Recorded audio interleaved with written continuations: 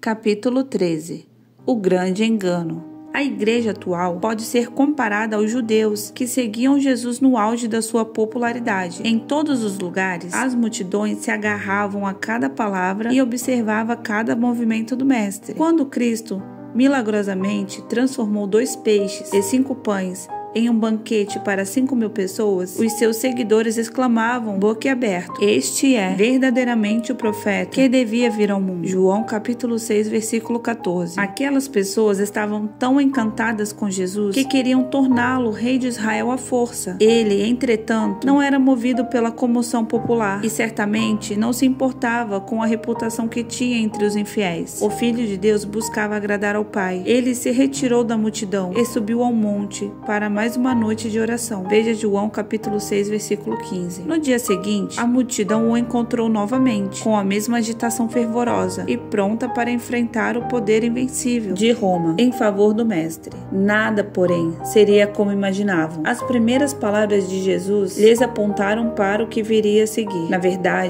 verdade vos digo, que me buscai não pelos sinais que vistes, mas porque comeste o pão que vos saciastes. Trabalhai não pela comida que perece, mas pela comida que permanece para a vida eterna. João capítulo 6, versículo 26 e 27. As pessoas não o seguiam por causa da vida em Deus que os sinais apontavam, e sim porque queriam que as habilidades sobrenaturais do Filho melhorassem a vida delas na terra. A barriga cheia representava a prosperidade e o poder que procuravam. Elas não estavam tão interessadas em servir a Deus quanto estavam em Deus lhes servindo. Pouco depois, Jesus disse: "Mas é a vida do que o sustento, e o corpo mais do que as vestes. Não perguntai, pois, que haveis de comer? Porque os gentios do mundo buscam todas essas coisas. Buscai antes o reino de Deus." Lucas capítulo 12, versículo 23 e 31. Mais tarde, Paulo declarou: "Porque o reino de Deus não é comida nem bebida, mas justiça e paz e alegria no Espírito Santo." Romanos capítulo 14, versículo 17.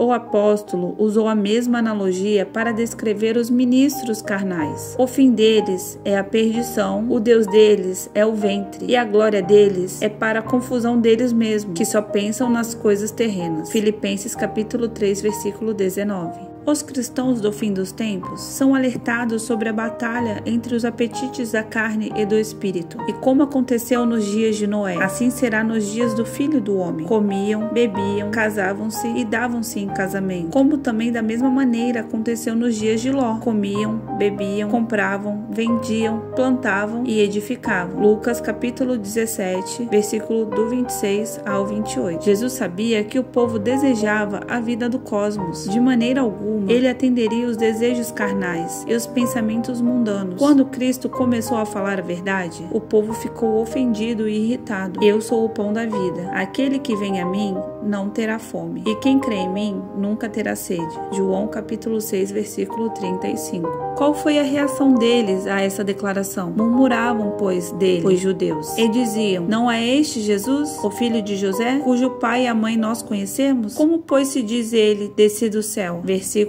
41 e 42. Cega, de coração duro e sem discernimento espiritual, a multidão descontente tentava entender as coisas de Deus com um pensamento natural e terreno. As palavras de Jesus eram duras e de natureza celestial. Ele os confundiu ainda mais, dizendo: "Quem come a minha carne e bebe o meu sangue tem a vida eterna, e eu ressuscitarei no último dia." Versículo 54. Isso foi demais. Tais alegações pareciam estranhas àqueles homens. Duro é este discurso. Quem o pode ouvir? Versículo 60. Perguntavam incrédulos. João, a testemunha fiel, registrou o que aconteceu em seguida. Desde então, muitos dos seus discípulos tornaram para trás e já não andavam com ele. Então disse Jesus aos 12: "Querei vós também retirai-vos?" Respondeu-lhe, pois, Simão Pedro: "Senhor, para quem iremos nós? Tu tens a palavra de vida eterna, e nós temos crido e conhecido que tu és o Cristo, Filho de Deus." João capítulo 6, versículos 66 ao 69. Enquanto Cristo lhes deu o que queriam, todos estavam felizes com a condição de discípulos.